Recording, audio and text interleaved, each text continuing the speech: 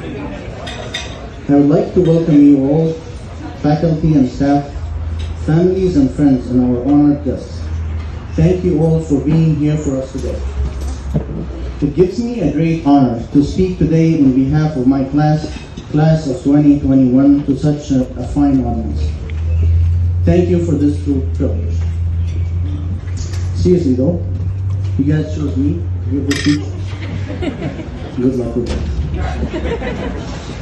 Alright, the way I planned my speech today was to give a story about resilience, take a couple of minutes to thank my batchmates, and take a couple more minutes to talk about my story. Dr. Sun, however, said that I only got 2 minutes in my speech, so thank you, Dr. Sun.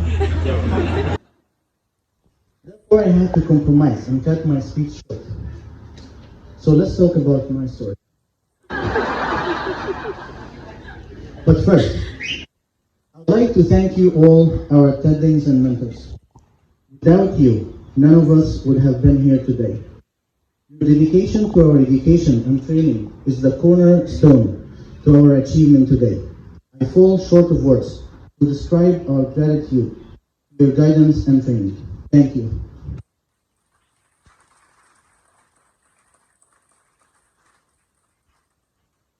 I would like to thank Dr. Chirimuri. Sir, you gave us a role model of how to be a real leader during the hardest of times. Weeks before the pandemic even hits the country, you saw the danger coming and acted in a visionary manner to prepare us for it. I still remember when you started training us on how to put on a gown, how to change our gloves, more importantly, how to mentally prepare for the pandemic. While other neighbor hospitals ran out of PPEs, we had fairly enough amounts. While other residency programs have overworked the resident, we felt that we had enough time to rest and to mentally heal between our calls. As much as you cared about the medical services that we give to the patients, as much as you cared about our well-being. The pandemic was the highlight of our residency. And definitely, your leadership was the real highlight of how we faced and strived through the residency, the challenges of the pandemic. For that, we are very grateful.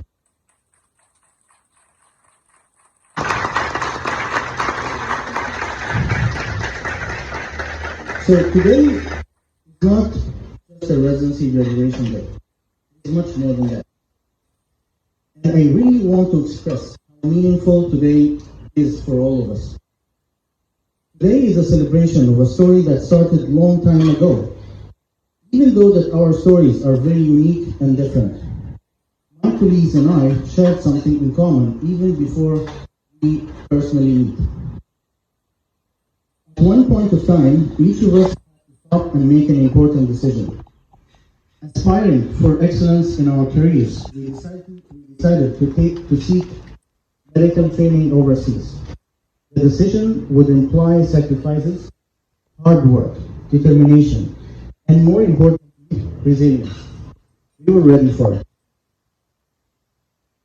One way or another, we all made it here. June 22nd of 2018 was the first day I met with this amazing group of colleagues and friends. It marks the beginning of one of the hardest, yet one of the best times of the journey. For everyone, first month of residency was really tough. Long working hours and a lot of new things to learn. My first month, however, was really good. I was in clinic rotation.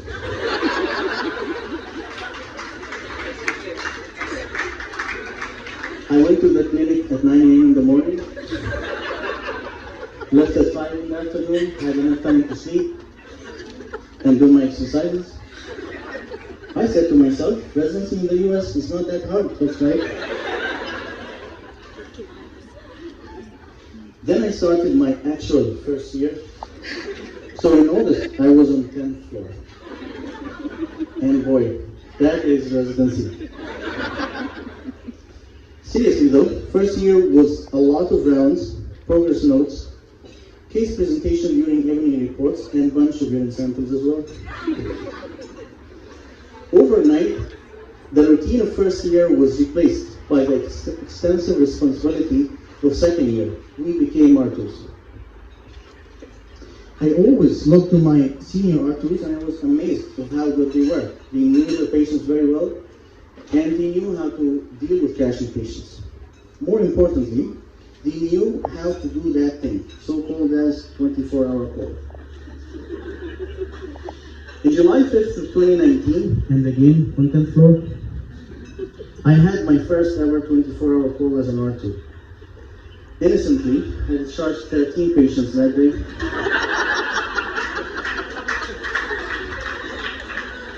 In other words, I shot myself in the foot. Admission over admission, transfer over transfer, denied, sealed, endless. Well attended though, obviously. One of my favorite R3s once told me, second year is hard, but it gets better by February and March because you become faster and more efficient. So I enthusiastically waited for February and March.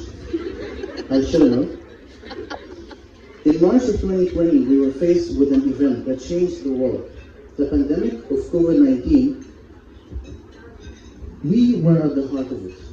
I am left short of words to explain how hard it was. The harder part though was to see our patients suffer with so little to offer. Actually, it was not little.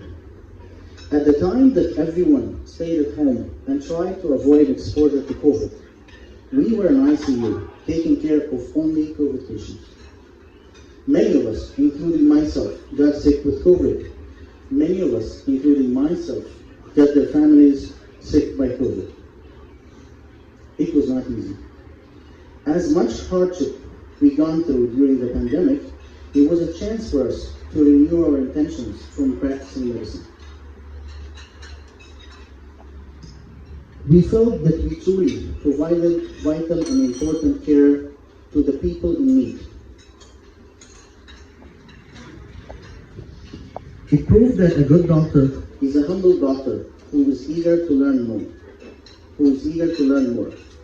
At the moment when we thought that we know a lot, we knew barely anything. It proved that the quote that said, doctors are men or women who prescribe medicines which they know little, to cure diseases which they know less, in human beings of whom they almost know nothing. As hard as second year was, as much as I really loved it, it was such an amazing learning experience. Third year started, and life is good.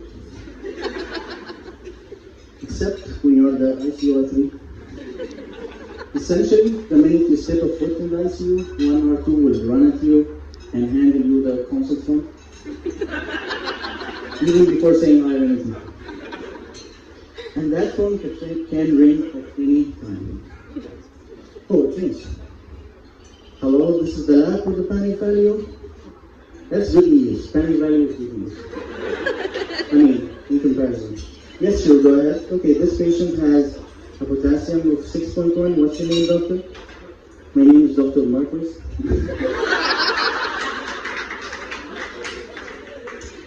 Oh, it rings again. This is Jackie from telecommunication. I have Dr. XYD on the line from ED. Is this ICU? Well, it depends. Okay, I have 9 consults for you. It is a bold statement for a resident to say, but ED attendants, I have 2 pieces of advice for you. 1, please don't check troponins. Number 2, please do not repeat the troponins. Just kidding. Seriously though, third year was an amazing opportunity to learn and read. Class of 2021. It was a great honor to have shared that part of my life with you. I wouldn't have asked for a better group of people to do my residency with. Thank you from the bottom of my heart.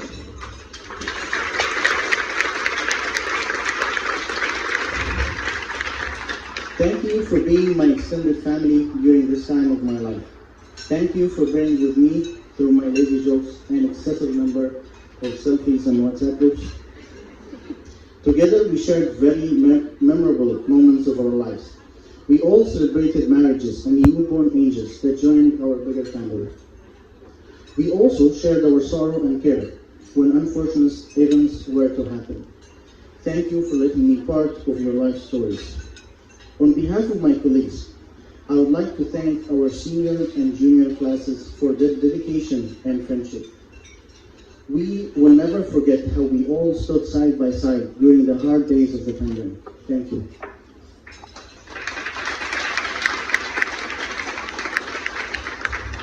Also, on behalf of my colleagues, I want to express our heartfelt gratitude to our parents, siblings, family members, spouses, and significant others for their unwavering support throughout the exciting journey. To the love of my life, Rehan. Thank you for being there for me through the ups and downs of my training, including the subbar evaluations I received, such as quote, Mohamed must read more. To my daughter, Feline, thank you for being the sweetest thing in my life. And thank you for the hugs that you always gave me after coming back from the hospital.